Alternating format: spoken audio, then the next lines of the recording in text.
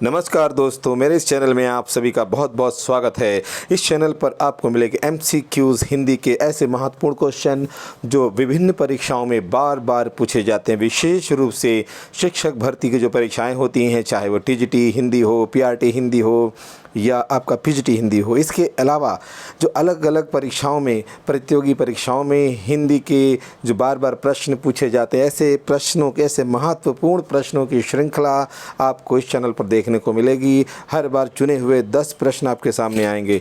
पहले भी हम 10 प्रश्न दे चुके हैं, इस बार है दूसरा भाग, तो देखते हैं कौन कौन से ऐसे प्रश्न हैं। पहला प्रश्न आपके सामने आता है, रात दिन में कौन सा समास है? जी हाँ, रात दिन में कौन सा समास है? यह है द्वंद्व समास। पहचान है, इसमें दो शब्दों के बीच में हाइफन लगा होता है, योजक चिन्ह लगा होता है। अच्छी तरह से इसको रट लीजिए दोस्तों। अगला क्वेश्चन है हमारे सामने आ रहा है, ये है, किस समास में विग्रह करने पर कारक चिन्ह लगता है? विग्रह का मतलब होता है तोड़ना, उसको अलग अलग करना। वो लगता है तत्पुरुष समास में, जैसे लगता है के लिए, का, की, के, ये जो है कारक चिन्ह है। तो जिस समास में विग्रह करने पर कारक चिन्ह लगता है वो है तत्पुरुष समास, उसको कहते हैं। उसके बाद आपके सामने आता है ये तीसरा प्रश्न, निम्नलिखित में से कौन सा कथन यमक अलंकार के बारे में सही है? यानी किस तरह के प्रश्नों का उत्तर देने के लिए आपको हर अलंकार के डेफिनेशन यानी उसकी परिभाषा आपको याद होनी चाहिए। इसमें देखिए दूसरा उत्तर सही है, किसी शब्द का प्रयोग एक से अधिक बार लेकिन अर्थ अलग अलग। यमक अलंकार की डेफिनेशन यानी परिभाषा भी यही होती है कि किसी भी शब्द का प्रयोग कविता में या साहित्य में एक से अधिक बार होता है, लेकिन दोनों बार उसका अर्थ अलग अलग होता है। जैसे होता है, हम बोलते हैं ना कि लाल, मेरे लाल ने लाल कमीज पहनी, तो एक लाल का अर्थ हो गया मेरा पुत्र और दूसरा होगा रंग। तो इसी प्रकार से आप और भी जानकारी ले सकते हैं। अभी हम इतनी ही बात करें। अगला प्रश्न आपके सामने है, चौथा प्रश्न ये है, चमक चमक चपला चमकी, इसमें कौन सा अलंकार है? जी हाँ, इसमें है अनुप्रास अलंकार, क्योंकि इसमें चा वर्ण की आवृत्ति हुई है। इसके अलावा अगर देखें, चमक चमक शब्द 2 बार है, अगर सब यहीं तक लेते हैं तो आप इसको पुनरुक्ति या विप्सा अलंकार का उदाहरण भी हो जाता है। अगला प्रश्न आता है आपके सामने, ये है पांचवा प्रश्न, इनमें से कौन सा अनुस्वार का उदाहरण है? ये है चंदन।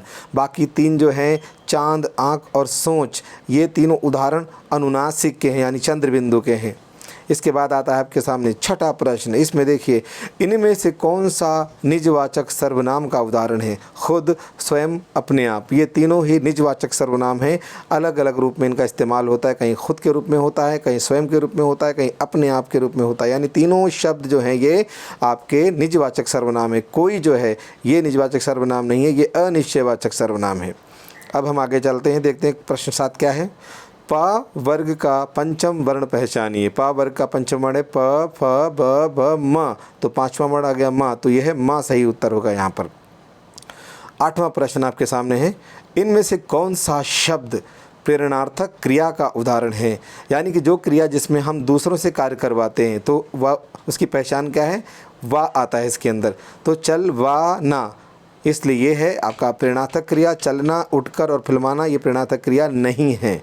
इसके बाद प्रश्न नंबर 9 में देखिए, पूर्वकालिक क्रिया कौन सी है? ऐसी जो भी क्रिया जिसमें मुख्य क्रिया के साथ में कर प्रत्यय लग जाता है तो वो हो जाती है पूर्वकालिक क्रिया। तो यहाँ पर देखिए कर प्रत्यय लगा है पढ़ के साथ में, तो पढ़ कर, तो ये हो गया आपका पूर्वकालिक क्रिया। अंतिम प्रश्न आपके सामने आ गया, ये है, यह मेरा घर है। इस वाक्य में यह है शब्द कौन सा विशेषण है? यह है संकेतवाचक विशेषण, क्योंकि हम संकेत कर रहे हैं, यह है घर मेरा। इसका दूसरा नाम है सार्वनामिक विशेषण, यानी संकेतवाचक के 2 नाम होते हैं, इसको सार्वनामिक विशेषण के रूप में भी जानते हैं। सार्वनामिक इसलिए कहते हैं क्योंकि हम सर्वनाम का प्रयोग कर रहे हैं, यह एक सर्वनाम है इसलिए इसका सार्वनामिक विशेषण नाम भी है, और संकेतवाचक भी इसको बोलते हैं। ये गुणवाचक, संख्यावाचक या परिमाणवाचक नहीं है। तो इस वीडियो को लाइक कीजिए, शेयर कीजिए, और हाँ, इस चैनल को सब्सक्राइब कीजिए। हर बार आपको ऐसे ही चुनिंदा प्रश्न मिलेंगे जो आपकी परीक्षा को और आसान बनाएंगे और आपकी तैयारी को और भी सरल बना देंगे। देखिए, इस चैनल को MCQ हिंदी से जुड़ी हर अपडेट सबसे पहले पाने के लिए इस चैनल को तुरंत सब्सक्राइब करें, इस वीडियो को लाइक करें और शेयर करें। यहाँ पर पहले पानी के लिए मैं पानी आ गया, इसके लिए मैं क्षमा चाहता हूँ। ये पानी होना चाहिए था, इसलिए उसको हम थोड़ा नज़रअंदाज करते हुए आगे बढ़ते हैं। इस चैनल को तुरंत सब्सक्राइब करें, इस वीडियो को लाइक करें, शेयर करें। धन्यवाद।